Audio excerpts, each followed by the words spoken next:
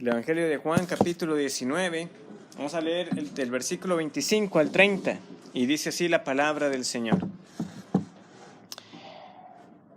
Estaban junto a la cruz de Jesús, su madre, y la hermana de su madre, María, mujer de Cleofas, y María Magdalena. Cuando vio Jesús a su madre y al discípulo a quien él amaba, que estaba presente, dijo a su madre: mujer, he ahí tu hijo. Después dijo al discípulo: he ahí tu madre. Y desde aquella hora el discípulo la recibió en su casa. Después de esto, sabiendo Jesús que ya todo estaba consumado, dijo para que la escritura se cumpliese: tengo sed. Y estaba allí una vasija llena de vinagre. Entonces ellos empaparon en vinagre una esponja, y poniéndola en un hisopo, se la acercaron a la boca. Cuando Jesús hubo tomado el vinagre, dijo: consumado es. Y habiendo inclinado la cabeza, entregó el Espíritu. Vamos a ir también brevemente al Evangelio de Mateo. Como hemos hecho en otras ocasiones, vamos a leer los pasajes paralelos para refrescar nuestra memoria con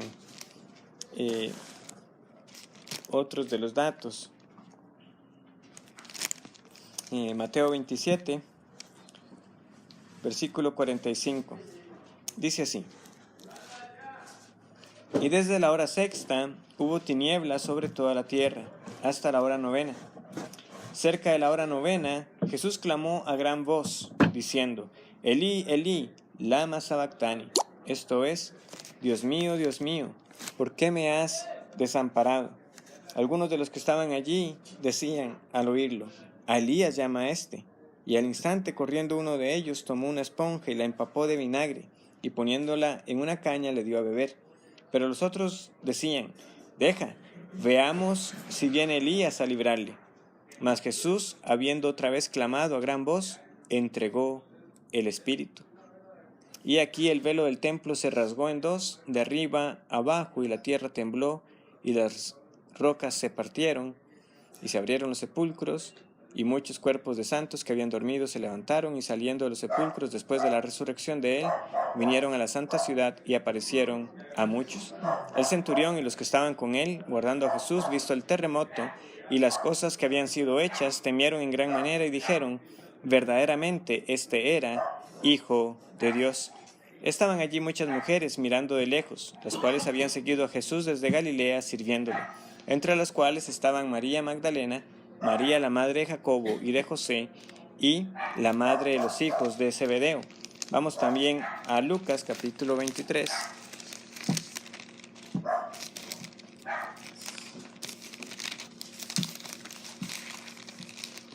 Vamos a Lucas 23.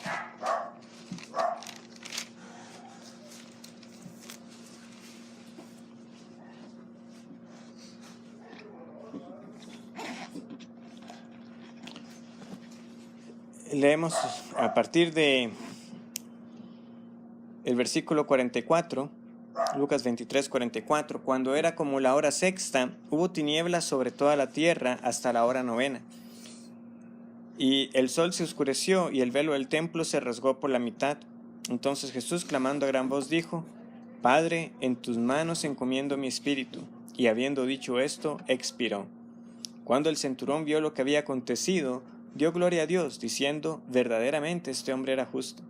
Y toda la multitud de los que estaban presentes en este espectáculo, viendo lo que había acontecido, se volvían golpeándose el pecho.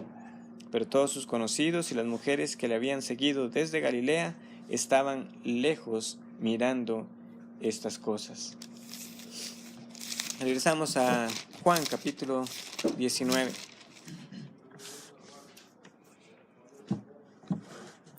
Si alguno quiere saber qué es lo de los sepulcros, pues eso es en la serie de Mateo. Vamos a centrarnos más en el hecho de que el Señor está diciendo aquí sus palabras finales respecto al momento de morir, finalmente ya crucificado. Nosotros vimos en la última ocasión cómo en efecto cada cosa que estaba sucediendo era para que se cumplieran las Escrituras. Y vimos que entre los distintos evangelios dan este evento que quizás no he citado en otro, y dice, eso también era para que se cumplieran las escrituras. De hecho, ¿verdad? Vemos cómo en Mateo se nos citan las palabras de Dios mío, ¿por qué me has desamparado? Que vamos a tener que ver, ¿verdad? Porque esto está haciendo una referencia al Salmo 22. También el hecho de esto que le dan a beber al Señor, como veremos, aunque aquí no se está diciendo explícitamente, ¿verdad? Que el pasaje, ¿verdad? De citando cuál, pero veamos que Juan está diciendo que en el momento que Jesús dice, tengo sed, era también para que algo más se cumpliera, para que la escritura se cumpliese. El Señor dijo, tengo sed. Entonces, vemos que en efecto, hasta lo último, hasta en el mismo momento del Señor morir, todo evento ocurrió para que se cumpliera la escritura y demostrara en efecto, sin ningún lugar a duda, que Jesús era el Mesías prometido. Como bien también se acotaba en la ocasión anterior, es que hay eventos de los que aquí acontecen que no había forma, ¿verdad?, de que uno humanamente pudiera forzar que eso sucediera, ¿verdad? Como les comentaba, los soldados no se pusieron de acuerdo para decir, hey, tenemos que repartir las ropas porque es necesario que se cumplan las escrituras. O sea, ellos que sabían acerca de estas cosas, y sin embargo sortearon las ropas del Señor Jesús. La misma escritura, el Señor no le dijo a Pilato, tienes que escribir esta escritura y tiene que ponerlo en estos idiomas, ¿verdad? Que como vimos, toda persona prácticamente que estaba ahí podía leer esa inscripción de que Jesús era el rey de los judíos, porque eso era en realidad él, el rey de ese linaje de David que Dios había dado a su pueblo y que se sentaría sobre el trono para siempre. Ahora bien, antes de llegar a estas palabras tan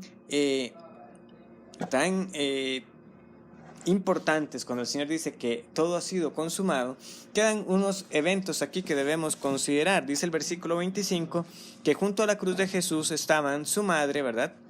Dice, y la hermana de su madre, es decir, una tía del Señor, María, mujer de Cleofas, y María Magdalena. Cleofas, ¿verdad? Porque hay otros Cleofas que leemos en la Escritura, particularmente me parece que es Lucas 24, que de los que van caminando a Emaús, ¿verdad? El nombre de uno de ellos es Cleofas. Versículo 18, Lucas 24, 18 dice, respondiendo uno de ellos que se llamaba Cleofas. Pero realmente no podemos nosotros conectar de que se trate de este mismo. Realmente no sabemos quién era esta María, mujer de Cleofas. Algunos también señalan cierta ambigüedad en la expresión, que pudiera ser que era la mamá de Cleofas o que era la esposa de Cleofas. Entonces, no hay mayor información. Lo que pasa es que podemos comparar las listas y llegar a algunas conclusiones, ¿verdad?, de que acerca de estas mujeres, ¿verdad? Y María Magdalena, ¿verdad?, aquella sobre la que el Señor sacó los espíritus, ¿verdad? Pero el punto es que ellas estaban ahí. Y aquí vienen entonces estas palabras conocidas del Señor. Cuando ve a María su madre y al discípulo a quien él amaba, ¿quién es? Juan, ¿verdad? Ya en su momento, al inicio, ¿verdad?, cuando estudiamos esta expresión, vimos que, ¿verdad?, no, hay algunos con sus teorías para decir, bueno, puede que no sea Juan, pero realmente el testimonio más sencillo de entender es el que la iglesia ha sostenido por los siglos, de que este es Juan, el apóstol. Y le dice, he ahí está tu madre, y a María le dice, mujer, he ahí tu hijo. Esto, sin duda, nos recuerda la profecía que María escuchó, ¿verdad?, respecto a que en un día el Señor mismo sería causa, ¿verdad?, para un dolor muy grande en ella. Vamos a repasar brevemente cuando esto le fue dicho a María. Vamos al Evangelio de Lucas, en el capítulo 2. Lucas 2:34. Está Simeón, ¿verdad?, este hombre que esperaba la consolación, que se le permitió ver al Señor Jesús, ¿verdad?, como un bebé, pero él vio más que el bebé, ¿verdad? Él dijo, mis ojos han visto la salvación. Pero tiene algo que decirle a María. Dice así Lucas 2:34. Y los bendijo Simeón y dijo a su madre María: He aquí, este está puesto para caída y para levantamiento de muchos en Israel, y para señal que será contradicha, y una espada traspasará tu misma alma, para que sean revelados los pensamientos de muchos corazones. Sin duda, el dolor que María como madre estaba sintiendo era un dolor muy grande. Está viendo a su hijo en un gran estado de humillación, muriendo una muerte injusta, a pesar de que ella entendía de que ahí quien estaba era más que el Hijo según la carne, ¿verdad? Era también Dios encarnado, la segunda persona de la Trinidad. Pero vemos que hasta en esos detalles vemos nosotros más cumplimientos. Está Simeón diciéndole: una espada traspasará tu alma. Y en efecto así llegó a ocurrir en el día en que Jesús fue crucificado. Ahora, ¿por qué Jesús está delegando el cuidado de María a Juan? Aquí, el argumento católico diría: ves que esto es evidencia de que María no tuvo más hijos y que José había muerto. Entonces María quedaba sola y el Señor entonces le está encargando a Juan que cuide de ella. Parcialmente, el argumento está en lo correcto. Yo creo que sí es muy factible pensar de que José había ya fallecido, porque nosotros, el último rastro que tenemos de la vida de José es cuando Jesús fue al templo, ¿verdad? Teniendo unos 12 años de edad. Algunos apuntan a las diferencias de edades que eran comunes en aquella época, ¿verdad? Recuerdo el autor, si era Hendrickson, pero creo que ponía que había un promedio de unos 15 años de diferencia, a veces que podía darse entre el marido y la mujer. El punto es que José posiblemente le llevaba sus años a María. En todo caso, aunque no haya sido mucho la diferencia de años, hay que recordar que la expectativa de vida que nosotros estamos ahora acostumbrados a ver no era la de aquella época. La mayoría de las personas no llegaba a los 70 años, a los 80, 90 años. Cuando nosotros leemos de esas personas ancianas, como de hecho ahí en Lucas luego se nos menciona a Ana, que había sido, dice, viuda hacía 88 años, o sea, eso, 88 años de viudez, y era que se casó, no sé cuántos años tenía esa mujer, ¿verdad? Era bastante, ¿verdad? Puede ser que se haya casado también bastante joven, digamos que ponerle 13, 15 años, ¿verdad? Pero fácilmente podía tener más de 100 años. Bueno, el punto es, eso era algo muy inusual, era muy inusual. Hay que recordar que para muchas enfermedades no se conocía la cura, muchas situaciones llegaban a ser fatales en aquella época, infecciones, golpes, fracturas. Por eso es que nosotros leemos tan común que un leproso, un ciego, un paralítico, ¿qué le tocaba el resto de su vida? Mendigar, porque no había muchas opciones. Y de hecho para María, aun si ella estaba en condiciones como de hacer algún tipo de labor, para las mujeres tampoco había grandes posibilidades en aquella época. El sostenimiento de la mujer estaba muy ligado a qué cosas, a su marido y a los hijos que tuviera. Por eso también podemos recordar cuando Jesús realiza el milagro de resucitar a un joven que obviamente que había fallecido de Caín, ¿verdad? De una mujer de Caín. Sí, ese es el nombre del lugar. Naín. De Naín. Que había, ¿por qué? Porque esa era la esperanza del sustento de esa mujer. Luego nosotros tenemos las instrucciones de Pablo, ¿verdad? Diciendo que cuáles eran los requisitos para ayudar verdaderamente a las que eran viudas, ¿verdad? Para no gravar a la iglesia, porque era una situación que podía golpear las finanzas de una congregación. Y dice, no, si hay hijos, que estos tienen que velar por su madre. Entonces, si María tuvo más hijos, ¿por qué Jesús le está pidiendo a Juan que lo cuide? Porque nosotros entendemos que la Escritura explícitamente nos dice que María luego concibió más hijos después de Jesús y que en efecto eran sus hermanos. Que esa expresión hermanos hay que entenderlo como nosotros lo entendemos. Eran sus hermanos según la carne. La razón que yo entiendo para este caso es que, ¿qué nos ha dicho el Evangelio de Juan respecto a los hermanos de Jesús? Que no creían en él. Entonces, posiblemente Aquí vemos que Jesús entiende que sus hermanos no van a cuidar de su madre apropiadamente. ¿Por qué? Porque todavía no ha llegado el momento en que ellos crean. Sabemos, al menos, ¿verdad?, de Jacobo y de Judas, que ellos sí creyeron en el Señor, porque tenemos sus cartas, ¿verdad?, como parte del Nuevo Testamento, y que ellos luego se van a reconocer como siervos del Señor, no como los hermanos de Jesús, así como un título de que no, nosotros también somos siervos, hemos creído que aquel que llamábamos nuestro hermano era más que nuestro hermano, es en verdad nuestro Señor y Salvador. Pero ese momento no había llegado para que algunos reconocieran a Jesús. Expongo todo ello porque, como les digo, creo que este pasaje algunos podrían utilizarlo para argumentar a favor de que María solo tuvo a Jesús. Pero más que eso, y esto es lo que quiero que nosotros veamos, más que quedarnos solamente con el cuadro de cómo es que Jesús, aún estando en la cruz, ¿verdad?, preocupándose por su mamá y diciéndole a Juan, ¿verdad?, ese discípulo amado, que cuidara de ella, es el hecho en sí mismo de el Hijo de Dios cuidando de los suyos. O sea, veamos que aún en el momento de la crucifixión, cómo Jesús tuvo cuidado aún hasta de eso. No solamente por el hecho de que María fuera su madre, sino que era el hecho de que era una que también había creído en Él como el Señor y Salvador, como el Mesías.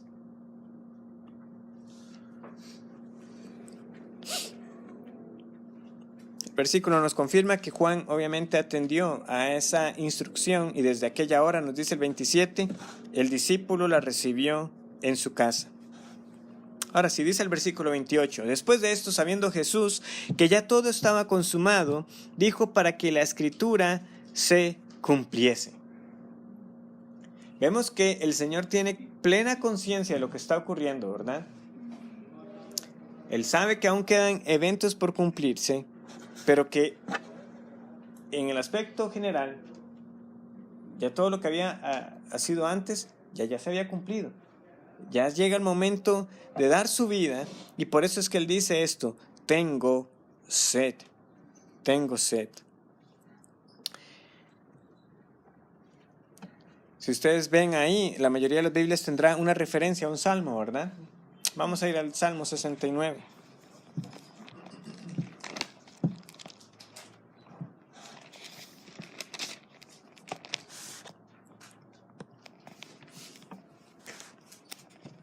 Es un salmo extenso, pero este punto dice aquí, Salmo 69, 21.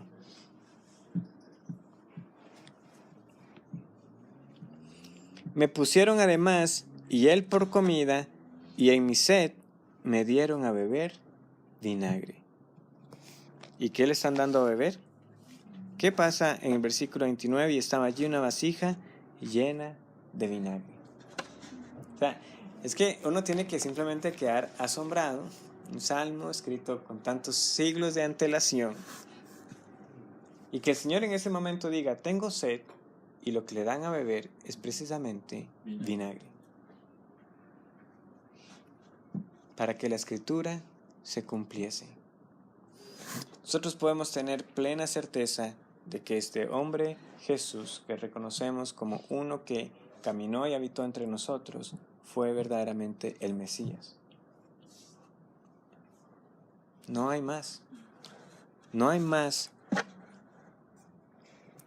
para nosotros que por la obra del Espíritu Santo ver estos pasajes y simplemente reconocer, Él es el Señor.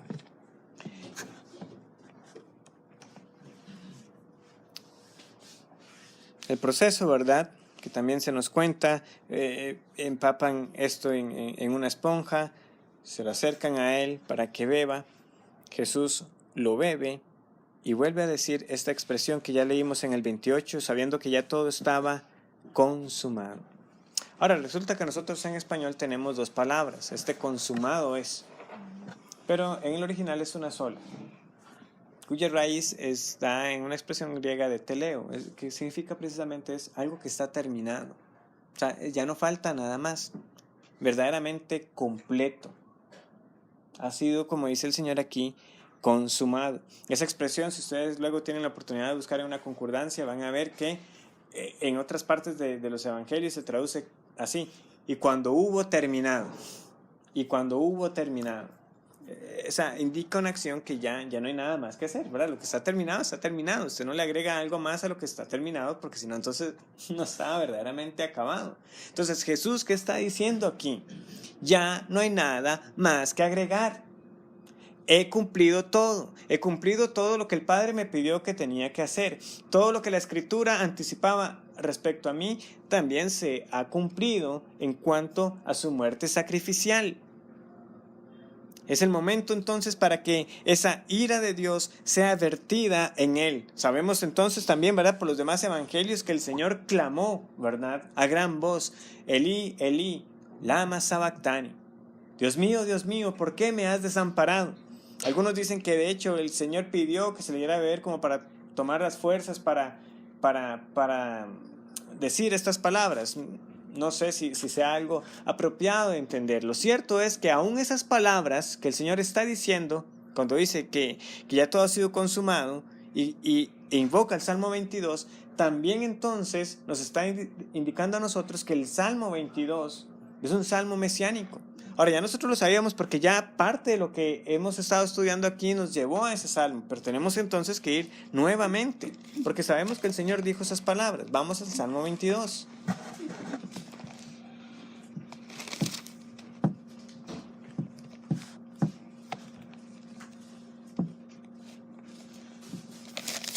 ¿Verdad? Porque algunos que no entendieron el lenguaje, ¿verdad?, van a decir, está llamando a Elí. Pero cuando uno lee el Salmo 22, entiende plenamente, ¿verdad?, por qué el Señor lo cita. Dice así: Dios mío, ¿por qué me has desamparado? ¿Por qué estás tan lejos de mi salvación y de las palabras de mi clamor? Dios mío, clamo de día y no respondes, y de noche y no hay para mí reposo. Pero tú eres santo, tú que habitas entre las alabanzas de Israel. En ti esperaron nuestros padres, esperaron y tú los libraste, clamaron a ti y fueron librados. Confiaron en ti y no fueron avergonzados, mas yo soy gusano y no hombre, oprobio de los hombres y despreciado del pueblo. Todos los que ven me escarnecen, estiran la boca, menean la cabeza diciendo: se encomendó a Jehová, líbrele a él, sálvele, puesto que en él se complacía. Vamos a ver, ¿verdad?, si lo vienen a librar. Es que cada aspecto que las Escrituras anticipaban, las vemos en efecto plenamente cumplidas en el Señor Jesús. ¿Verdad? Como sabíamos, el versículo 18 luego va a decir que repartieron entre sí mis vestidos y sobre mi ropa echaron suertes. Es que, en efecto, todo el Salmo 22 es acerca de Cristo. Aún la victoria final que también se anuncia.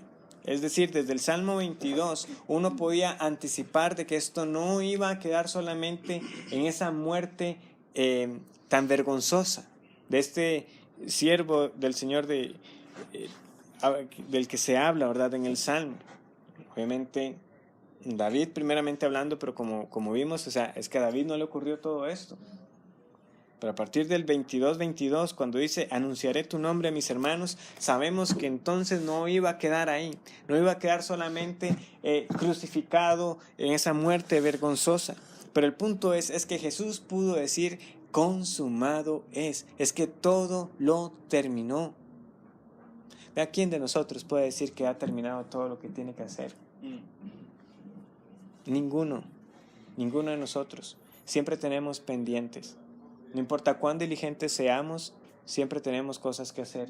Siempre estamos con cosas que le hemos atrasado a alguien más. Pero Jesús en la cruz pudo decir: yo ya lo acabé. Nada más que agregar. Y eso también es un recordatorio para nosotros muy importante. Porque si nosotros no entendemos las implicaciones de este consumado es, nosotros entonces estaremos diciendo: no, Jesús no acabó, hay que agregar algo más. Ese es el terrible error, ¿verdad?, en el que llegó a derivar la Iglesia Católica conforme iba cayendo cada vez más y más en declive. La obra de Jesús, al final de cuentas, uno se termina preguntando: entonces, ¿para qué murió Jesús? Si al final de cuentas las personas no podían vivir con una verdadera certeza de la salvación. Es lo que uno también tiene que cuestionar para aquellos que dicen que la salvación se puede perder. Entonces, ¿qué hizo Jesús en la cruz? ¿Cómo puede ser que Jesús diciendo en la cruz que ya todo está consumado, que nada más hay que agregar? Entonces, ¿y todo ese sacrificio qué viene a dar? ¿Dónde está la verdadera esperanza y consuelo? ¿Y cuál es entonces el sentido de Jesús diciendo que todo quedó consumado? Las palabras hubieran sido muy diferentes. Acabé lo que podía. Y que el resto entonces está en el hombre para determinar si entonces este sacrificio de Cristo valió la pena. Entendemos que es algo muy serio. Estamos nosotros dando a entender de que la obra de Cristo entonces no es lo suficientemente poderosa para salvar al pecador. Pero Cristo pudo decir que estaba plenamente consumado. Nosotros no añadimos, nosotros no complementamos, nosotros nada hacemos. Es que la razón por la que somos salvos es porque la obra de Cristo en la cruz verdaderamente satisfizo por la culpa de nuestro pecado.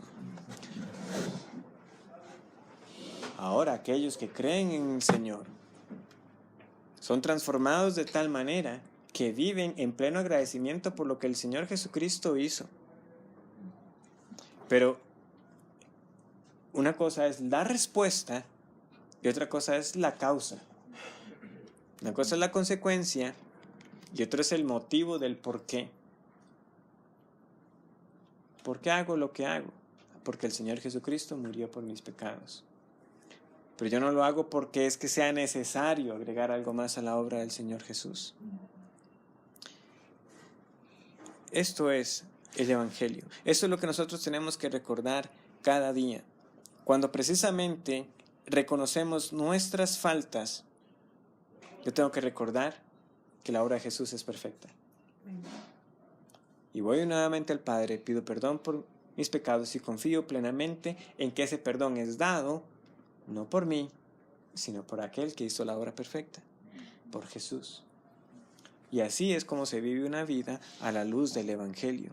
No una vida de hacer para tratar de impresionar a Dios, de hacer para añadir a la obra de Cristo.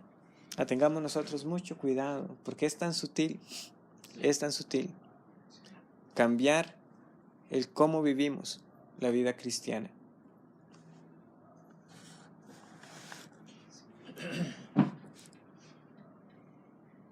El verdadero descanso para el alma está en saber de que esta obra en efecto quedó finalizada.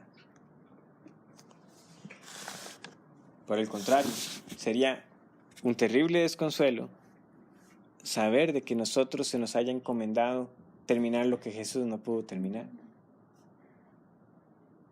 ¿Cómo voy a poder yo acabar algo que si Jesús mismo no pudo terminar, habiendo sido ese varón perfecto, ese varón de dolores que vivió una vida de perfecta obediencia, cuando yo sé que nunca voy a vivir así? Pero porque aquel vivió, ahora yo puedo vivir. Sabiendo que ya su justicia me es atribuida, me es contada a mi favor, entonces yo voy a vivir como un hijo de justicia. Pero de nuevo, no para ganar tal justicia. No. Ya Jesús, si usted ha creído en Él, es su justicia. Precisamente como aquellos sacrificios en el Antiguo Testamento prefiguraban, ¿verdad?, la obra de Jesús. Aquí tenemos a aquel que Juan el Bautista, en este caso, ¿verdad?, decía al inicio del Evangelio: este es el Cordero de Dios que quita el pecado del mundo. Eso que fue declarado, ¿verdad?, al inicio del Evangelio, aquí lo estamos viendo llegar a su punto más alto. Aquí verdaderamente el Cordero está siendo sacrificado.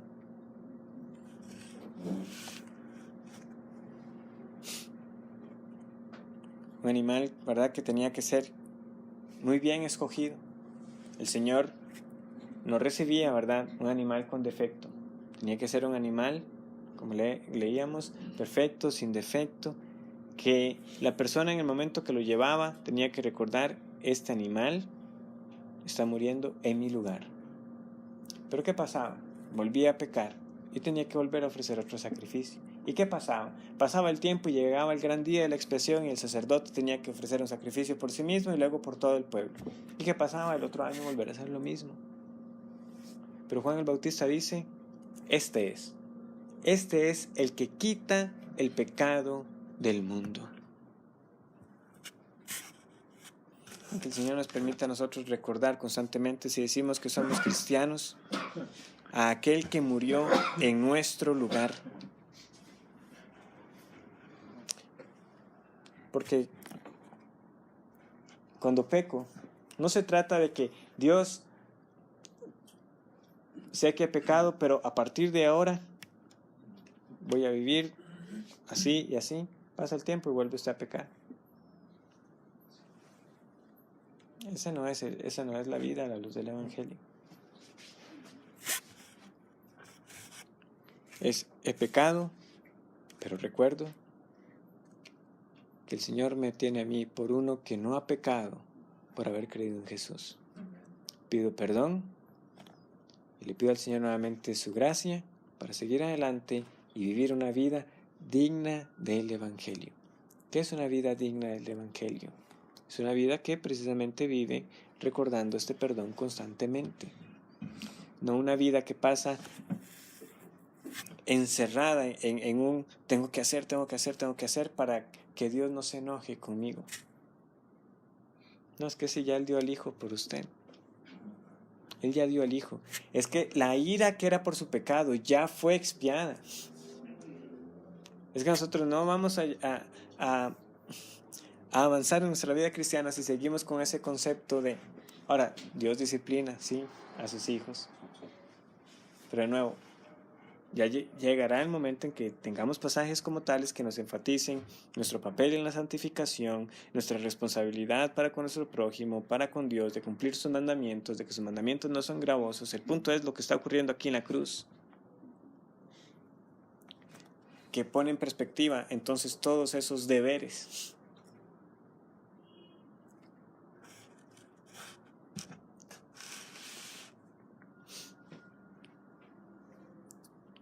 Cuando Jesús hubo tomado el vinagre, dijo: consumado es, y habiendo inclinado la cabeza, entregó el Espíritu.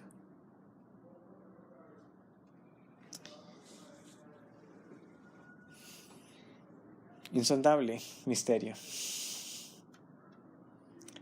Verdadero Dios, verdadero hombre. ¿Quién entregó el Espíritu? El hombre. ¿Quién murió? El hombre. El Hijo de Dios no muere. Dios no muere. ¿Sabemos dónde está? En el paraíso, porque fue lo que le dijo al ladrón en la cruz: hoy estarás conmigo en el paraíso. No descendió literalmente a los infiernos, sino que ahí en la cruz padeció el infierno por nuestros pecados.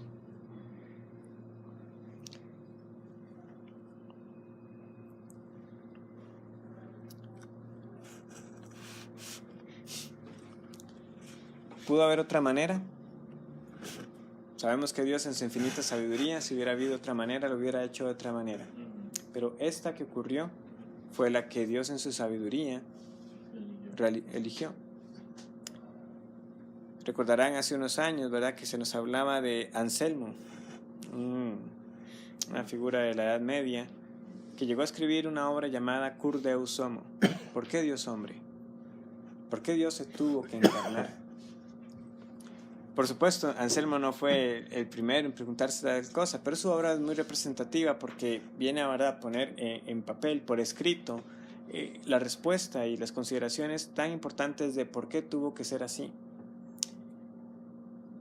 Porque no ha faltado, como les he dicho, quienes hablan de que el sacrificio de Cristo en la cruz fue como un ejemplo. Vea lo malo que es el pecado. Pero es que no fue solamente un asunto moral, No fue un asunto de ejemplo visual para que vean las consecuencias del pecado. No, es que en efecto hubo implicaciones legales. Jesús estaba muriendo en lugar de, y estaba cumpliendo un pago, por eso lo llamamos redención, y no se lo estaba pagando al diablo, se lo estaba pagando a Dios mismo, porque Él es el ofendido por nuestros pecados. Es que no podía ser de otra manera, tenía que ser uno como nosotros, un verdadero hombre para que nos representara. Pero un hombre meramente no podía pagar la satisfacción por el pecado de una multitud. Por eso también tenía que ser Dios, para que el valor de su obra fuera de un alcance infinito. Ahora sabemos que en particular la Escritura nos dice que esto que ocurrió aquí lo hizo por su iglesia. Aunque sin duda alguna Cristo y el valor de su obra hubiera podido salvar a toda la humanidad, no es así como nos dice la Escritura que fue realizado, sino que cuando estuvo ahí en la cruz lo hizo para salvar a su esposa, para presentársela en el día final santa y sin mancha. Y esto es lo que realza todavía más la obra de Cristo, que si usted es hijo de Dios puede decir con plena certeza: Jesús murió por mí. Y no simplemente Jesús murió, y por si algunos creían en Él, no, murió por mí. Por cada uno de los que Jesús murió, Dios mismo se ha encargado de proveer los medios para que pusieran su fe en aquel Mesías que iba a venir, en el caso de nosotros, en aquel Mesías que ya vino. Demos gracias a Dios si nuestros ojos han sido abiertos para reconocer esa obra de Cristo con una aplicación así de personal. No de decir simplemente Jesús murió para salvar a su pueblo, sino que usted pueda decir Jesús murió por mí. Si usted lo puede decir, dé gracias a Dios. Si usted no tiene todavía esa certeza, clame entonces al Señor de que le sea dada esa fe y de que pueda ver en ese Cordero que fue sacrificado en la cruz a su Redentor también. Oremos.